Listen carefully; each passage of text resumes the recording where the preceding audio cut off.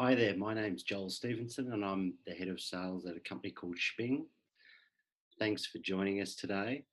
I wanted to step you through a little bit about the Australian retail market, talk about what is driving the Shping business and what we're looking to achieve, a little bit about how the platform works, and then talk about how brands can utilise the Shping platform to connect with consumers while they're making buying decisions. I guess it's important to start with what our vision is. And our vision at Shping is to connect brands with consumers in store while making purchasing decisions. We think there's a little bit of a gap in the market in between pre-shop and then when consumers are making decisions in store. And that's all great, but why does this drive us? Why do we want to do this? Well, let's start by taking a look at the Australian retail market as a starting point. The Australian retail market equates to $285 million in spend annually. That's a huge number. 24% of that gets reinvested back in marketing. But where does that 24% end up? The forecasted global retail sales is saying that although a lot of marketing is spent online, that only 10% of the spend, that 285 million, is actually being spent online. There's still over 88%, which is still being transacted out in bricks and mortar retail stores. But in-store consumer engagement hasn't changed for a long time. Packaging and QR codes didn't really take off. In-store sales reps was really effective, but not really scalable, in multiple stores. And in-store registration forms were really just a bit archaic and have died out. Consumers have lots of questions in the modern landscape that they want to know about products. Is it suitable? Is it safe? Who makes it? What's in it? Where's it made? There's so many more questions that consumers are asking of brands at the moment. Consumers want to be marketed to make better buying decisions. Brands want to communicate to improve consumer confidence and influence purchases. Currently, consumers are directed to multiple destinations to try and find that information. And that's probably okay if you're at home behind the laptop to search. But when they've made it in store, the reality is that not many of these destinations consumers are actually going to search that information, which is leaving consumers, with tough decisions to make with not enough information. I thought it was important to talk about the modern loyalty loop, and this is a research study that was done by McKinsey recently. And you can see that most budgets, marketing budgets, are spent here. The initial consideration set, which might be at home or in the office, online. But most decisions are still being made a bit further in the journey in store. And there's quite a big gap there in terms of when people are doing the research and then when they're making the decision on a purchase. Loyalty today is really fickle. You can see there that 58% were habitual switchers, and 87% have no loyalty at all. And outside of longer-term contract-based services with large exiting fees, there isn't really any loyalty. People can be easily swayed. So let's stop for a little recap. 89% of purchases are still happening in store. Yet most marketing budgets are focused on pre-store channels like Google and Facebook. In-store product engagement hasn't really evolved. Modern loyalty is fickle. Consumers want more information. Brands have stories to tell. Is it starting to become clear what drives our vision and where we see a real opportunity? Well, let's step into the world of Shping, and I've got a video here. We all use our phones when we're shopping, but scrolling through search results and opening window after window can be a headache. Shping makes shopping simpler. It makes research easier and faster, and it rewards you for using it. Just scan any barcode before you buy to learn what's in it, whether it's certified, where it's from, whether it's been recalled, and discover other people's experiences and reviews. For some products, you can find out if it's authentic, register the warranty in a few clicks, store your receipts for proof of purchase, and get shout-outs from your fave brands to make your shopping experience even better. Plus, you can earn Shping coins by uploading your own photos, writing reviews, and discovering products that aren't yet in our database. And because shopping is better with friends, you get bonus Shping coins for every active Shping buddy linked to your profile. The more you use the app, the more Shping coins you'll receive. You'll soon start to see Shping coins listed on one or more cryptocurrency exchanges. That means you'll be able to exchange all of your collected and future Shping coins for other cryptocurrencies or even your local currency. This is expected to happen in early 2018. Shping is available in 32 languages, so everyone can add a little Shping to their shopping. Download for free today.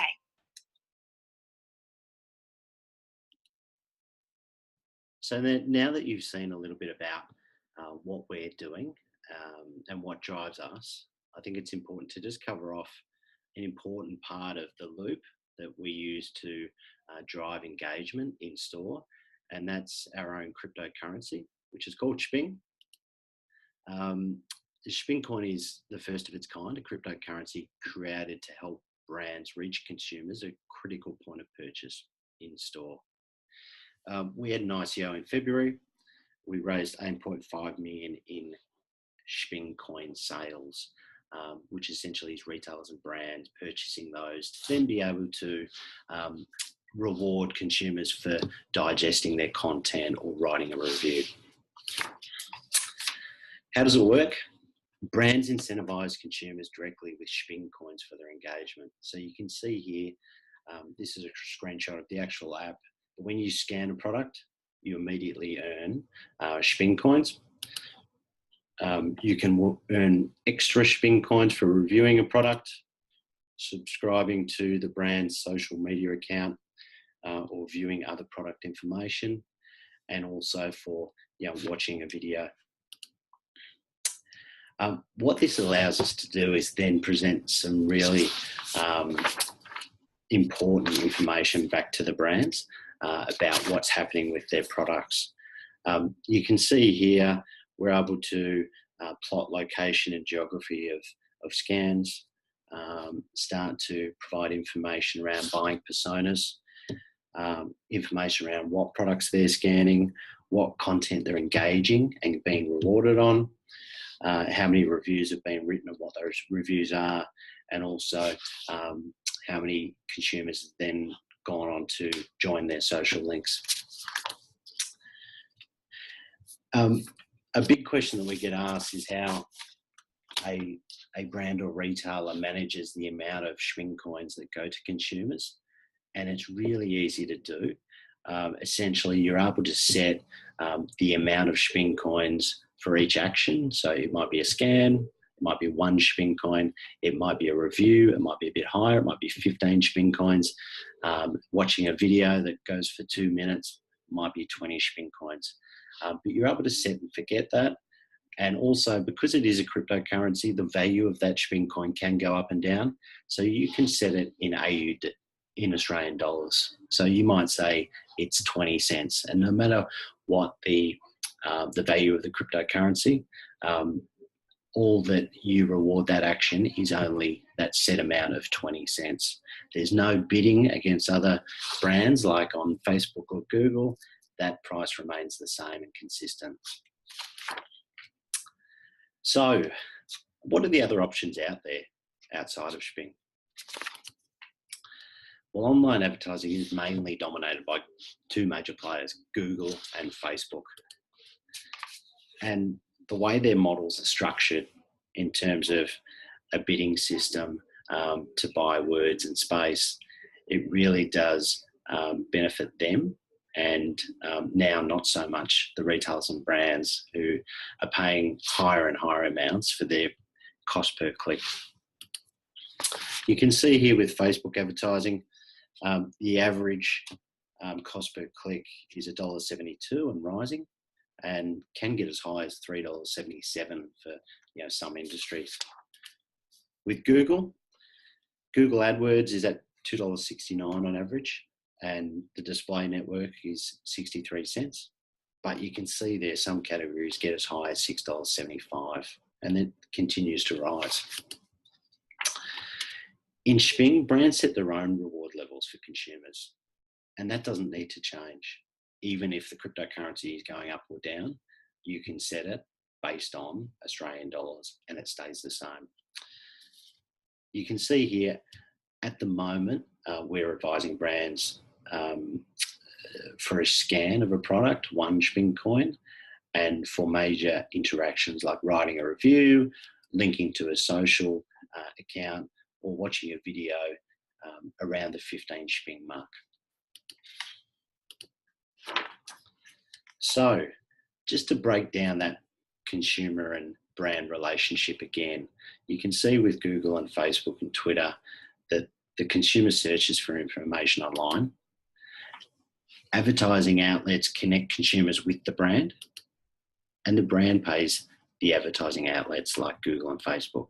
With the Shping model, we thought it was really important for the consumer to connect with Shping, and we connect them with the brand.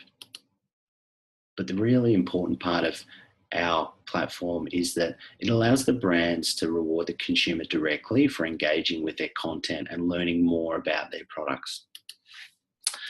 We ran a test campaign to test the validity of what we're saying here. We selected 500 users, 40% activated and scanned the product in question, which is a really high number in terms of conversion. But the most impressive thing, and something we're really pleased about, was that 90% of the 40% watched the video content based on being rewarded in Shping coins from the brand. That equates to 180 video views out of the 500. So you can see, although our target audience is small, it is ultra qualified and has high engagement. We also ran a test campaign with Facebook, and you can see there the target audience is a lot bigger, 33,187. There was 13.7% that we reached, but the actual conversion on the people that watched the video content was really, really low at 0.06%. What does that equate to? Essentially, under 1% actually watched the video content, which is less than 3 people. So although the target audience number is really impressive at the start and the outset, the level of engagement at the end is far less. So what makes Shping different? We allow brands to influence purchasing decisions in store while consumers are in buying mode. Our model rewards consumers directly for their engagement, not mainstream media. You control the cost per interaction with each of your consumers. So the cost per click doesn't need to change unless you want to change it.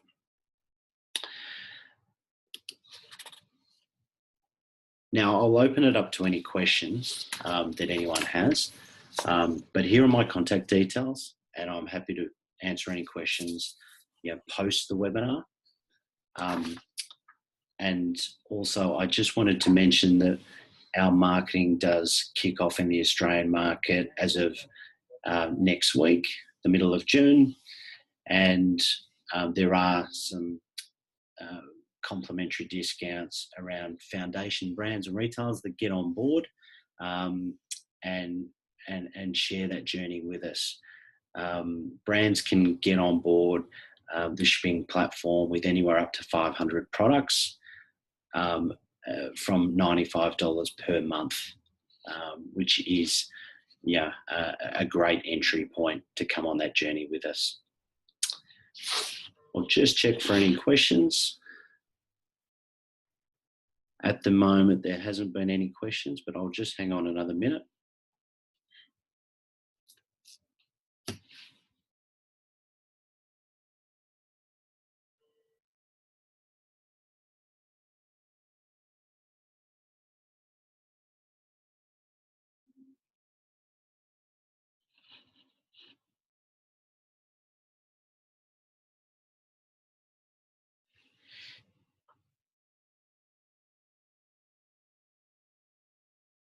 No, there's no more questions, so I'll call that to a close. But thanks everyone for stopping by. I hope that we've given you some clarity around what Shping is, what we're looking to achieve, and also how brands and retailers can engage with consumers in store while they're in the midst of a purchasing decision.